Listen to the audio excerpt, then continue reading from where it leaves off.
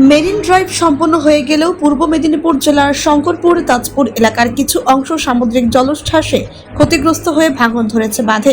সমস্যায় উপকূল এলাকার বাসিন্দারা আতঙ্কে দিন কাটাচ্ছেন। কিছু বাসিন্দারা পূর্ণিমার কোটালে ও সামুদ্রিক জলোচ্ছ্বাসে শঙ্করপুর তাজপুর পূর্ব জলধা এই সমস্ত বিস্তীর্ণ এলাকায় একের পর এক সমুদ্রের পার ভাঙন আতঙ্কে এলাকার মানুষজন, সেই সঙ্গে কয়েকটি দোকান কার্যত সমুদ্রে তলিয়ে গেছে। সেই সঙ্গে স্থানীয় দোকানদার থেকে মানুষজন অসহায়ভাবে দিন কাটাচ্ছেন। তাদের দাবি অবিলম্বে প্রশাসন এসে সুরাহা করুক।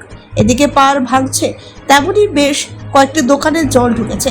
পূর্ণিমার কোটাল থাকায় কার্যত উত্তাল হয়েছে দীঘার সমুদ্র।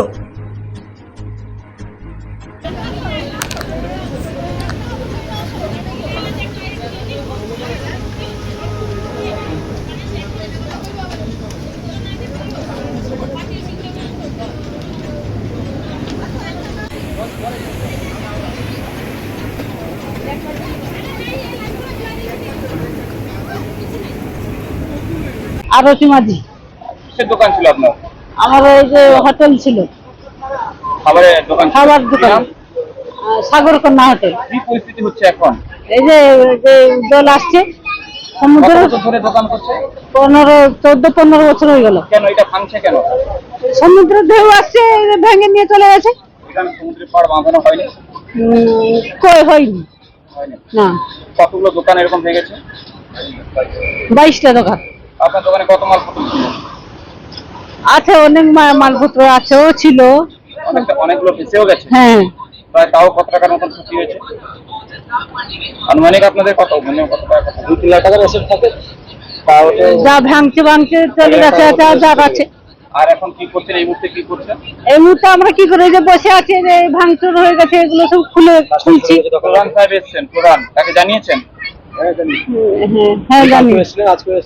হ্যাঁ কালকে বলেছেন কিছু ব্যবস্থা গ্রহণ করতে বলেছেন? বলেছে তো, আমরা দেখবো পাথর টাথর ফেলানোর জন্য কি হয়। মানে এ তো অবিলম্বে করতে হবে, কারণ সামনে বৃষ্টিকাল আসছে, এমনিতে পূর্ণিমা যাওয়া, তারপর সারাসরি কোটাল আছে। কতটা আতঙ্ক লাগছে আপনাদের? আতঙ্ক মানে আমাদের পেটে আর ভাতটা কি যাচ্ছে না, এরকম পরিস্থিতি আছে। হ্যাঁ। দেবদলাই কি করো? ওই মাছ ধরি সমুদ্রে। মাছের সমুদ্র? আজকে তো মাছ ধরছে। কতটা ভয়ের মধ্যে আছে? অনেকটা ভয়ের মধ্যে আছে, আতঙ্কে আছি। এই যে খেয়ে যাচ্ছে, দেখতে পাচ্ছেন আপনারা, এসছেন? কি খেয়ে গেছে? এই যে সমুদ্রে জল এসে খাওয়া হয়েছে, গোটাটাই খেয়ে যাচ্ছে। সরকার কোনো ব্যবস্থা নিচ্ছে না। আমরা দীর্ঘদিন সরকারের দ্বারস্থ হচ্ছি, কিছু নিয়েছেন ব্যবস্থা। এই যে সামনে তো আরো বড় ঝড়, আরো ঝড়, আরো বিপদ। সমুদ্র এলাকা পাশে আছি, মানে আরো ধরো বিপদ আরো আছি। কতটা পরিবার এখানে থাকে তাও? অনেকটা পরিবার থাকে এখানে। তারা কি করে? এই মাছের উপর নির্ভর তারা, সবাই মৎস্যজীবী এখানে। এই যে আজকে করছে, এটা কি জাল বলে? এটা টানা জাল বলে, সুতি জাল বলে, টানা জাল বলে। আজকে রাত্রে ঘুম হবে? ঘুম হবে না, আমরা না আতঙ্কে আছি, মানে ভয়ে আমরা ঘুমোতে পারি না। আমরা ভয়ে ঘুমোতে পারি না, আতঙ্কে, প্রচুর আতঙ্কে আছি। কিন্তু মানে আমরা ভিডিওকে একে সবাই জানিয়েছি, কেউ কোনো ব্যবস্থা নিচ্ছে না। কেউ এসে দেখে চলে যাচ্ছে, কিন্তু ব্যবস্থা নিচ্ছে না। এই যে বাঁধ ভাঙছে, তাতেও কি এসছে? কেউ আসেনি। এই তো এলে দেখে গেল, কেউ আসেনি। এই যে আমাদের গ্রাম সদস্য এসছে, এখন দাঁড়িয়ে আছে। প্রধান এসছে। তাদেরকে জানাবেন?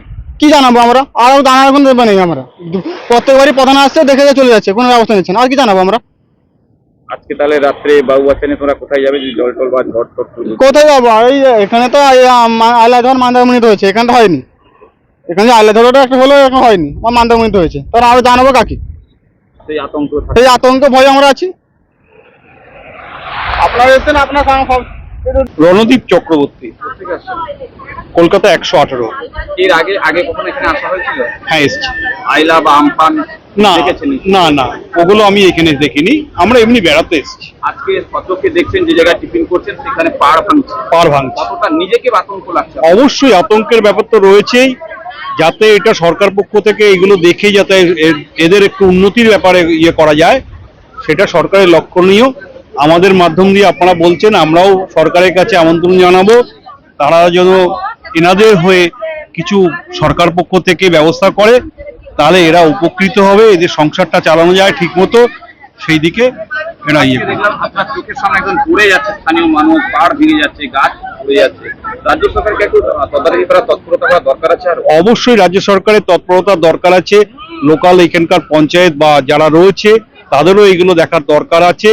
স্বচক্ষে তারা এসে যাতে এদের কোনো উন্নতি হয় সেই পক্ষে এদেরকে এসে এদের তদবির করে যাতে এদের এইগুলো আবার নতুন করে করতে পারে এবং পাটটা যাতে বাঁধানো যায়, এদের দোকানগুলো যদি সঠিকভাবে চলে তাহলে এরা সংসারটাকে ঠিকমতো ভাবে চালাতে পারবে। এটাই আমি দাবি করছি সরকারের কাছে।